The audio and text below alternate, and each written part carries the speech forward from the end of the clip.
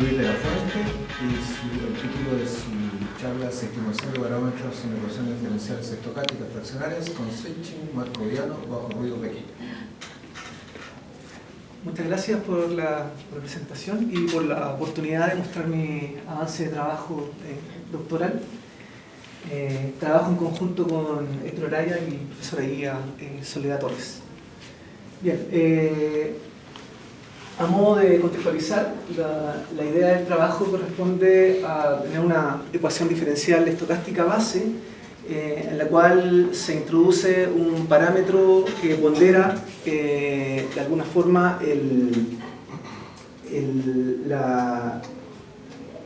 coeficiente asociado al drift, ¿cierto? Y un valor constante epsilon asociado también a la ponderación del coeficiente de difusión. La idea es establecer los estimadores mediante el método de mínimos cuadrados para teta. Posterior a eso, establecer un estudio de consistencia de los estimadores encontrados para diferentes casos y posteriormente hacer un pequeño estudio numérico a partir de simulación para corroborar justamente dicha consistencia. Consideramos entonces nuestra ecuación diferencial estocástica base, ¿cierto? Donde B corresponde a la función asociada a la deriva y sigma corresponde a el componente de difusión. Además también, en este caso consideramos BH como el movimiento colombiano fraccionario, particularmente trabajado para el índice de Hertz entre 1 medio y 1, como se mencionó anteriormente, dado que menor a 1 medio se hace un poco más complejo el trabajo, por lo tanto en este caso vamos a trabajar con el cálculo fraccionario, ¿cierto? Dado que también se hace incompetente el trabajo a partir del cálculo de I. Tenemos algunas simulaciones referentes a esta ecuación diferencial estocástica base, dos soluciones, considerando para h igual 0,5, donde se ve justamente una trayectoria más rugosa, y para h igual 0,35, donde tenemos una trayectoria claramente más suave, ¿cierto? Brevemente, dado que ya se habló acerca del movimiento colombiano fraccionario, establecer que corresponde a un proceso gaussiano, ¿cierto? Con trayectorias continuas de autosimilitud, que en este caso está definido por un kernel, la integral de un kernel con respecto al browniano estándar. Ese kernel introduce una dependencia temporal, es decir, es una función que establece la correlación a partir del tiempo con los incrementos anteriores. Se menciona también en este caso entonces que en el caso de tener un h mayor a 1 medio tenemos una dependencia positiva, y en el caso de tener un h menor a 1 medio tenemos una dependencia negativa. La covarianza también está dado en el caso unidimensional por la expresión que está presentada. Bien, agregamos entonces en el coeficiente de la deriva, ¿cierto? Un parámetro teta. Vamos a considerar también agregar un coeficiente constante epsilon pequeño que afecta directamente a la difusión, ¿cierto? Además, consideramos en primera instancia que la función asociada a la deriva introduce una dependencia de lambda que corresponde a una cadena de Markov que se mueve en espacio 0 y 1.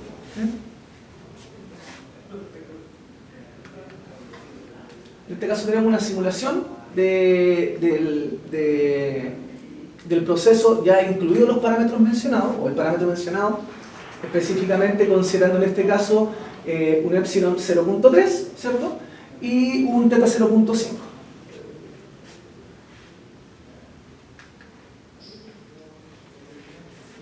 El procedimiento de estimación va a estar dado por el método de mínimos cuadrados. Lo que busca entonces es minimizar el error cuadrático, ¿cierto?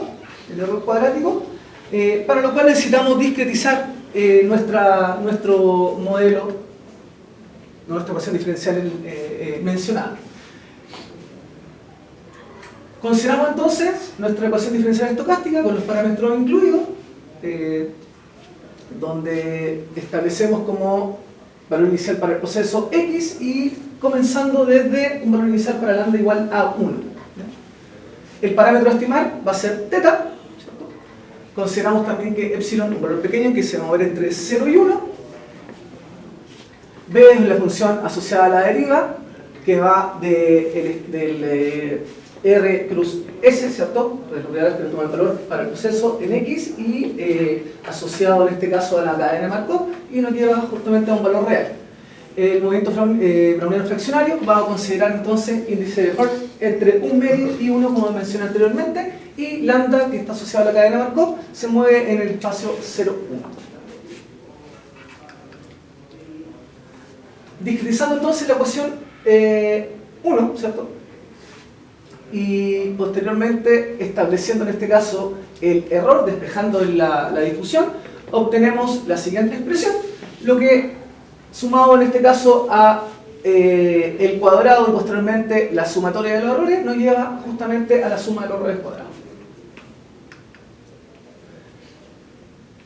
Para minimizar en este caso entonces el valor de teta, encontrar el valor de teta que minimiza nuestro error cuadrático, derivamos e igualamos a 0, reorganizando los términos, tenemos en este caso y despejando que el estimador va a estar dado por la siguiente expresión.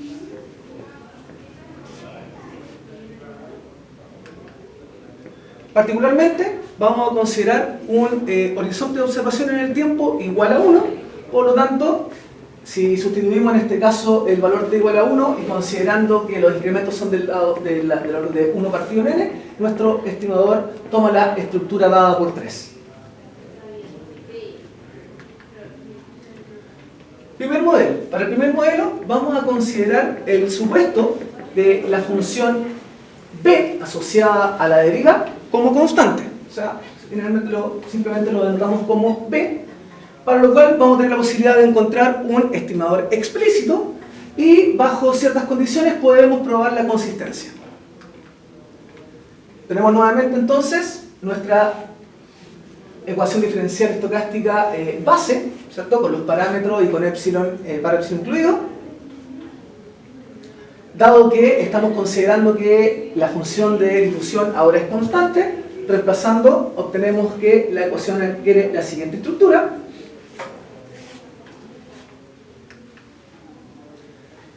Por lo tanto, desde el estimador generalizado que habíamos encontrado, ¿cierto? Considerando ahora que B es constante, obtenemos la siguiente forma, lo que nos lleva finalmente a establecer que el estimador para nuestro modelo 1 está dado por X sub t partido por Bt. Ahora, desde la ecuación discretizada, ¿cierto? Aplicando sumatoria y organizando los términos, podemos ver, en este caso con la separación a partir del denominador, que se nos presenta específicamente o explícitamente acá el error, despejando obtenemos que, el estimador, y despejando en este caso vamos a tener que el error está dado por la expresión epsilon B multiplicado por el browniano partido por Bt. Debemos demostrar entonces que dicho estimador, ¿cierto? Converge en probabilidad a teta cuando t tiende a infinito, y considerando que en este caso el término epsilon agregado para el coeficiente de difusión tiende a 0, se acerca a 0. Por lo tanto, acudimos al error cuadrático medio, digamos esperanza elevando al cuadrado. En este caso, considerando que epsilon tiende a 0, podemos establecer justamente, aplicando además la esperanza y dado que la esperanza del browniano fraccionario corresponde a t elevado a 2h, agrupando en ese caso y dado que epsilon tiende a 0, tenemos que el error cuadrático también tiende a 0.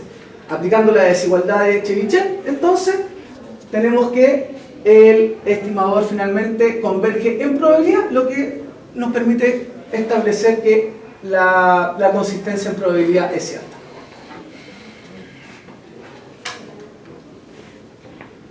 Bien, ya vimos en este caso que el error está dado por la expresión epsilon multiplicado por el browniano partido por bt. Además, si consideramos, por ejemplo, epsilon como 1 partido en n, a la alfa, en este caso alfa considerado como un medio, podemos establecer que nuestro error se puede escribir multiplicado o escalado por raíz cuadrada de n, es equivalente a el browniano partido por bt, sabiendo que en este caso el browniano tiene una distribución normal, hacer un proceso gaussiano con media 0 y varianza del orden t elevado al 2h. Se concluye entonces que, aquí en concreto, ya no es distribución concreta porque tenemos una igualdad estricta, por tanto tenemos que en este caso el error escalado por raíz de n tiene una distribución normal de 0, de media 0 y varianza t a la 2h menos 2 partido por el b cuadrado. Por tanto, como en este caso tenemos una distribución estricta, ¿cierto?, explícita, nos permite establecer inferencia, en general, trabajar de hipótesis, entre otros aspectos, que quedaría abierto para posteriores trabajos. Bien.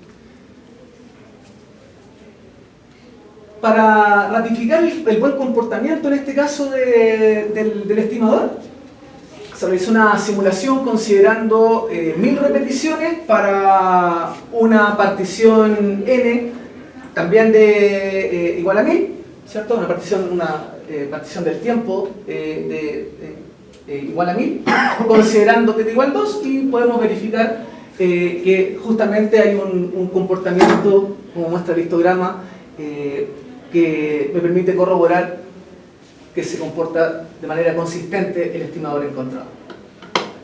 Además, mostramos un cuadro resumen donde se hizo una variación, en este caso, de las particiones, partiendo por una partición 100, 500 y 1000, y podemos ver que el error cuadrático medio se reduce y también la variabilidad del estimador. Por tanto, justamente a medida que n tiende a infinito, nuestro estimador converge al parámetro de 100.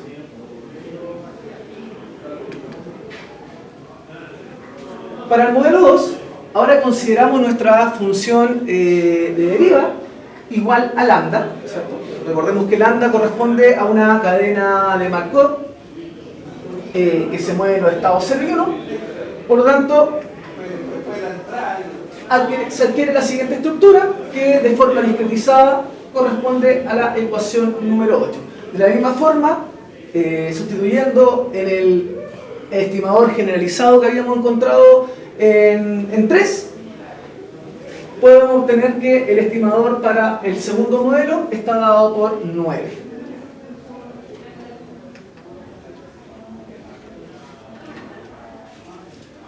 De manera análoga al procedimiento realizado para el modelo 1, tenemos que el error está dado por 10, y a partir de esto vamos a estudiar la consistencia. Además, dado que lambda, que es la cadena Markov, pertenece a los estados 0 y 1, o se mueve en estados 0 y 1, podemos tener que lambda al cuadrado va a ser equivalente a lambda, ¿cierto? Por lo tanto, podemos definir el denominador de nuestro error como simplemente la sumatoria de lambda que está dado por 11.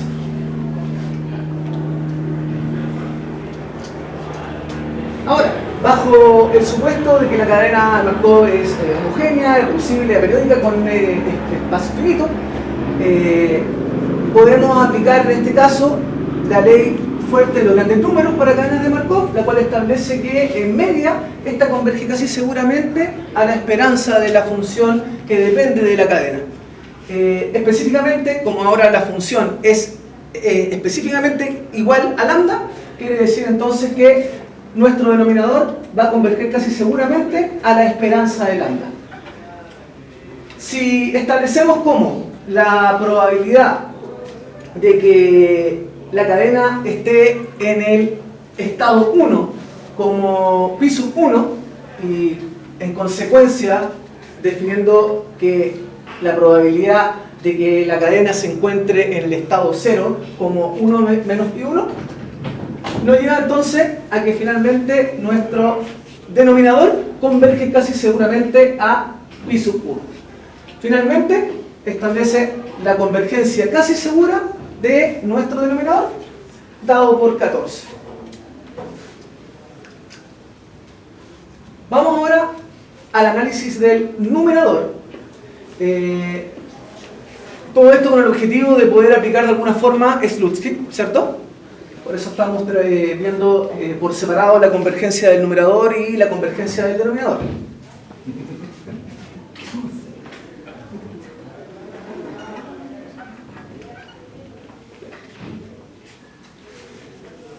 Dado el comportamiento Holden continuo que tiene el movimiento browniano, ¿cierto? Podemos establecer una cota para el incremento del browniano. Posteriormente, aplicando la desigualdad de Cauchy-Schwarz, ¿cierto? Se establece que la expresión asociada al denominador está acotada por el producto de las sumatorias. ¿Sí?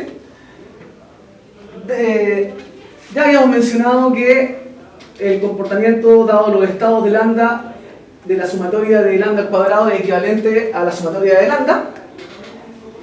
Por lo tanto, podemos acotar en este caso, considerando un gamma igual a h menos p, podemos acotar el incremento del browniano al cuadrado a partir de una constante que depende de omega y multiplicado por n elevado a 1 menos 2 factor de h menos p, que en este caso está definido por gamma.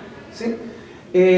Realizando algunos procedimientos algebraicos sencillos, podemos establecer finalmente que el denominador está acotado por una constante, ¿cierto?, que depende de omega y de la probabilidad asociada a la esperanza de lambda, ¿cierto?, y la raíz cuadrada de la expresión que ya habíamos mencionado. Bien. Dado que epsilon está definido como 1 partido por n a la alfa, ¿cierto?, tenemos que el numerador está finalmente acotado por la expresión que habíamos mencionado anteriormente, considerando entonces que bajo una restricción, para que tienda a 0 en este caso la cota, necesitamos obligatoriamente que 1 menos h más ρ, donde ρ es un valor pequeñito, menos alfa, tiene que ser menor que 0. Para que se cumpla eso entonces, tenemos que alfa es mayor que 1 menos h más ρ, donde esto ya sabemos que es mayor que 0, y dado que ρ es un número muy pequeñito, lo podemos en este caso omitir y finalmente establecemos que la consistencia para el denominador está dada por la restricción de alfa mayor a 1 menos h. Por lo tanto, ahora por el teorema de Slutsky, ya notamos que el numerador converge casi seguramente a 0, el denominador converge casi seguramente a 0. Por lo tanto, esto implica que finalmente el error converge casi seguramente a 0, lo que confirma la consistencia casi segura de nuestro estimador bajo dicha restricción. Nuevamente, simulación numérica,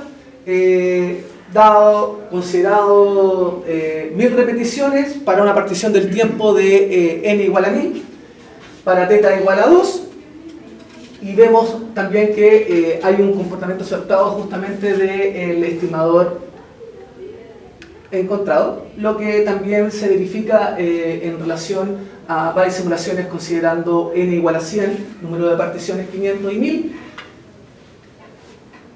lo que numéricamente justamente corrobora el buen comportamiento del estimador encontrado.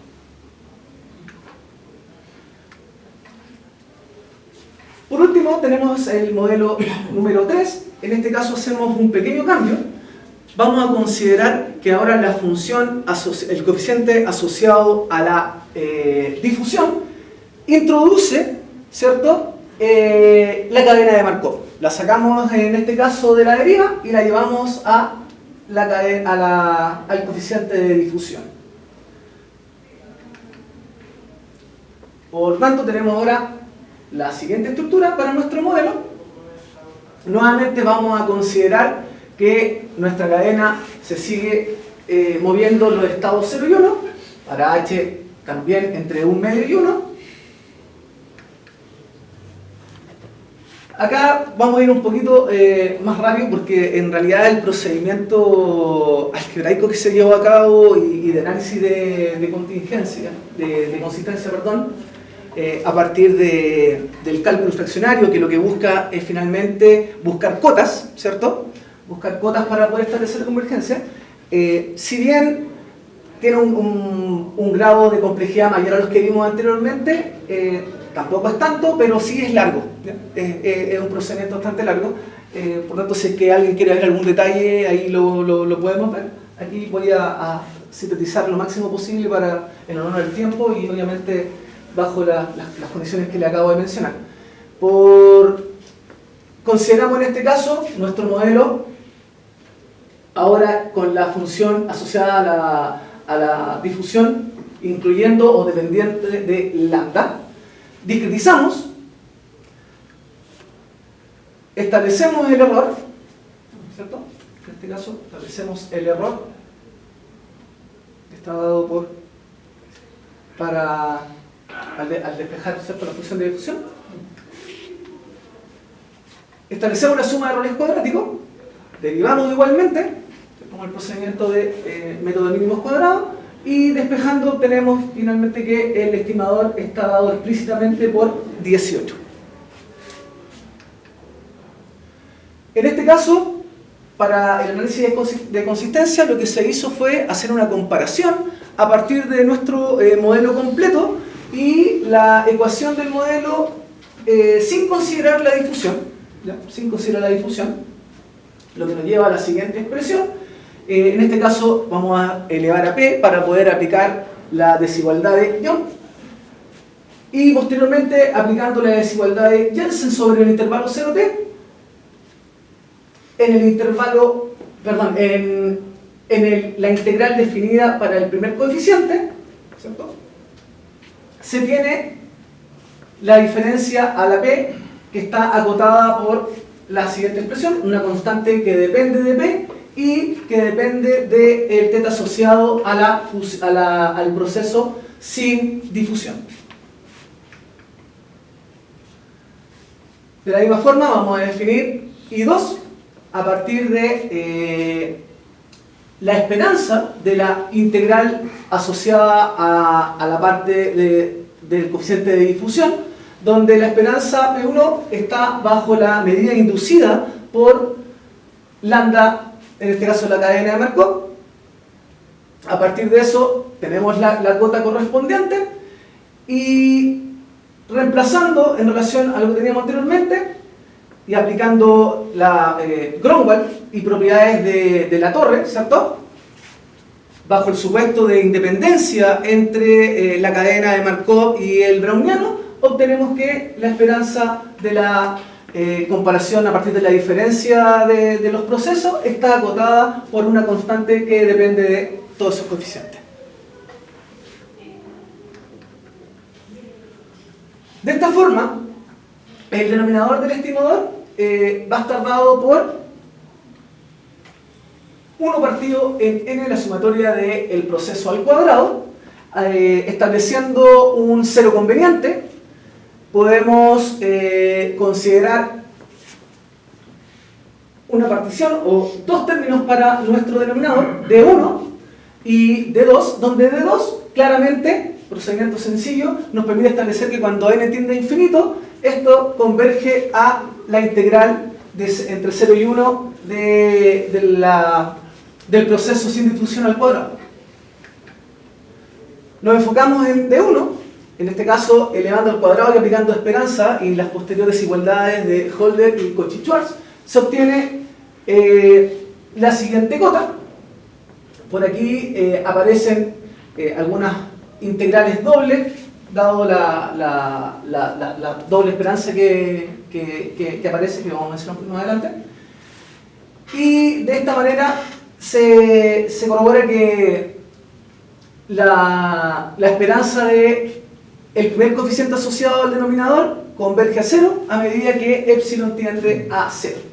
Por lo tanto, tenemos entonces que cuando n tiende a infinito y epsilon tiende a 0, y considerando un horizonte del tiempo t igual a 1, la esperanza del denominador al cuadrado converge a la integral justamente de 0 del proceso de difusión al cuadrado, dado que en el caso del coeficiente 1, ¿cierto? Tenemos que esto converge a esta integral cuando n tiende a infinito, y esto converge a 0, ¿cierto? Converge a 0 en L2. De todas formas, podemos en este caso probar la convergencia del denominador en L2. Faltaría establecer el comportamiento del numerador, donde está definido de la siguiente forma.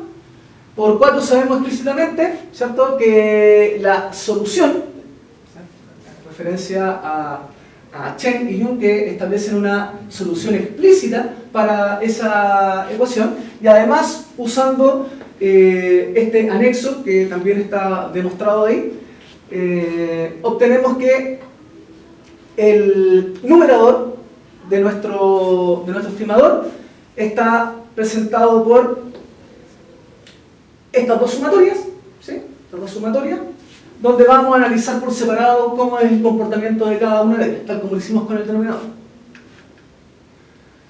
Vamos a partir por el primer término, ¿cierto?, que corresponde a una sumatoria que incluye el proceso completo al cuadrado, donde establece un Euler. Por lo tanto, estamos en condiciones de poder usar Taylor, y eso nos lleva a que el numerador en su primer coeficiente es igual a, o converge a 0 entonces en este caso, dado que es igual a una expresión del orden de 1 partido en n, ¿cierto?, como exponente habitual.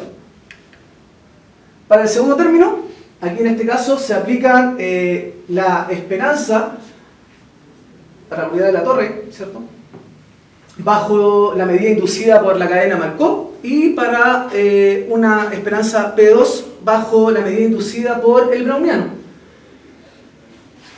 Aplicando el lema 3.1 de referencia 6, que corresponde al artículo de Chen y Jung, tenemos que dicha expresión está acotada por una expresión del orden de E por n a la 1 menos h. Recordando entonces nuestro estimador del modelo 3, tenemos entonces finalmente que por el Slutsky, en primer lugar, para el caso del numerador, tenemos que el primer coeficiente del numerador converge en probabilidad, ¿cierto?, a 0. El segundo coeficiente converge en L2 a 0. Por lo tanto, tenemos que el numerador converge en probabilidad a 0. Ya habíamos visto que el denominador converge en L2 a la siguiente integral. Por lo tanto, tenemos que por teorema de Slutsky el estimador de 3 converge en probabilidad al parámetro establecido. Finalmente, tenemos que el estimador asociado al modelo 3 es consistente. Simulación, bajo las mismas condiciones anteriores, consideramos 1000 repeticiones para un n igual a 1000, y vemos que el comportamiento es bueno en relación a lo demostrado teóricamente. Cuadro resumen también, correspondiente a n repeticiones para distintos tamaños de n, considerando particiones de 100, 500 y 1000, donde podemos ver que a medida que aumentamos el número de particiones, nuestro error va disminuyendo. Bien. Unas conclusiones entonces, que el modelo en este caso establecido a una ecuación diferencial estocástica con ruido fraccionario permite capturar memoria a largo plazo, ¿cierto?, dado la dependencia que existen entre los incrementos, donde el parámetro de Hertz influye directamente en la regularidad de las trayectorias. Ya vimos que era más suave en este caso cuando h era mayor a 1 medio. Además se obtienen estimadores consistentes bajo los supuestos que dimos para B y para sigma, las funciones de difusión, de deriva y difusión respectivamente, Y justamente vimos que las simulaciones numéricas respaldaron los resultados teóricos obtenidos.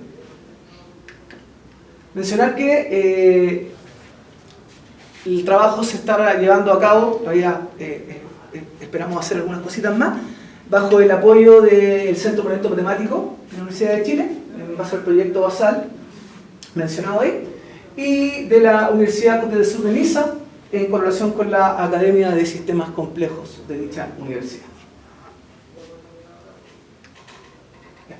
No sé la referencia, pero ahí está. Ahí están algunas de las referencias utilizadas. Eso.